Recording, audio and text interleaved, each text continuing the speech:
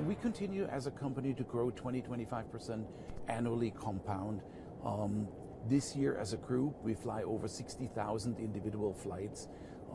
If you make the math and say a flight is a takeoff and a landing, that's approximately every 5 minutes a movement of a Vista global fleet. As you know, we just acquired VistaJet in the US, so we have expanded our US presence.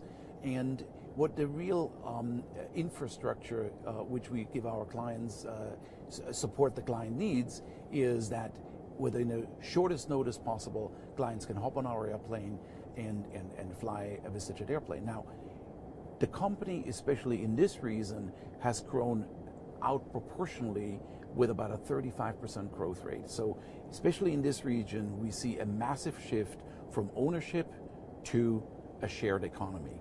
And whilst that was being kind of like the leading factor in the US, also in this region now, people just don't go to their board anymore and say, you know, give me permission to buy a $50 million private jet so my executives can fly. They just simply buy the hours from us.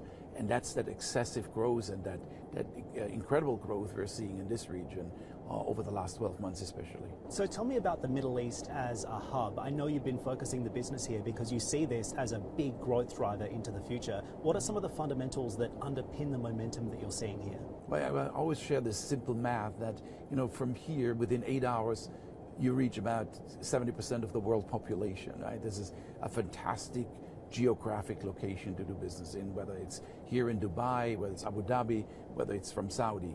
And you know, the business drivers are really international flying, using the Middle East as a hub.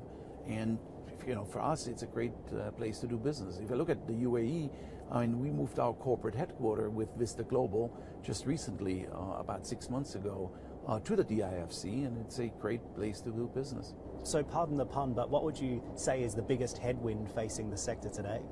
Well, I mean, one of the things which were certainly not that good over the last 60 days was the US government shutdown. That was a significant disturbance to the business jet marketplace for non-US operators. Now, we have 60 airplanes in the US, but for the other approximately 60 airplanes, they had to have access to the United States. You just didn't get the permits in time. So that was certainly a disruption which you know, many operators experienced. We could mitigate that by having a significant half of the fleet registered in the United States. But it's those things which are beyond our control. Obviously, we have to manage it. And some of the clients had to stop in other locations to make sure that they can get to the United States. And those are disturbances which nobody really wants to go through. I guess the other thing that's also out of your control is what happens with oil prices. When you look at prices today, it is likely that they will go higher into the future, at least according to the likes of Goldman Sachs. How do you factor that into your margins, and is that something that concerns you? Well, oil price is really a pass-through. Think about it, we're an alternative to aircraft ownership, or the alternative to aircraft ownership. So if somebody would compare this to owning an airplane and the fuel price goes up, he would pay for it. So with us, it's an adjustment factor on a monthly basis as we charge for fuel on the way down and on the way up.